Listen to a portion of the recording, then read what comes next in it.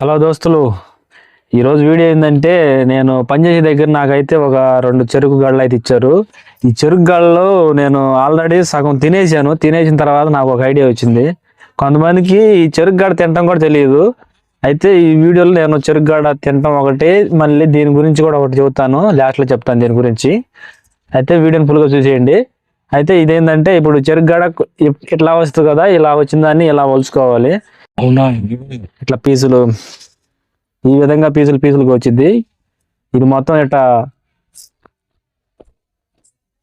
తింటాను. ఇంకా కొంతమంది తెలియదు, చిన్నప్పుడు మీరు కూడా తినే ఉంటారు. అంటే పొలాల్లో వేసేవాళ్ళు కదా ఈ చిన్న చిన్న చెరుకు దండలు, మన ఏళ్ళ సైజు ఉండేవి. ఆ చెరుకు దండలు అయితే ఇట్లా నేను తిని చెబుతాను. 1 year later. విధంగా అయితే ఒలుచుకొని మొత్తం తినేస్తారు.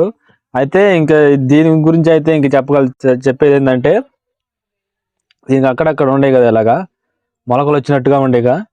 ఈ మొలకలు అయితే మనకి పోయినసారి నేను ఒక చెరుకుగడ్డను అయితే ఇలాగే నాటినప్పుడు అయితే అది మొలిసింది.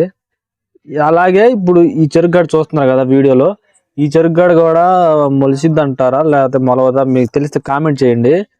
ఇప్పుడు అంతవరకు అంతేను. ఇంకా ఈ వీడియోలో మరొక వీడియోలో అయితే మళ్ళీ మీతో అయితే కలుసుకుంటాను. అంతవరకు అయితే లైక్ అండ్ సబ్స్క్రైబ్. మరొక వీడియో మళ్ళీ మీతో అయితే కలుస్తాను.